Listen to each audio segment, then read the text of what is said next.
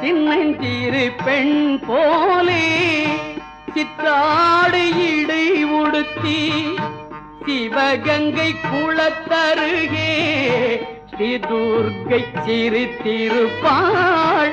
சின்னஞ்சிறு பெண் போலே சித்தாடு இடை உடுத்தி சிவகங்கை குளத்தருகே ஸ்ரீ துர்க்கை சிரித்திருப்பாள்.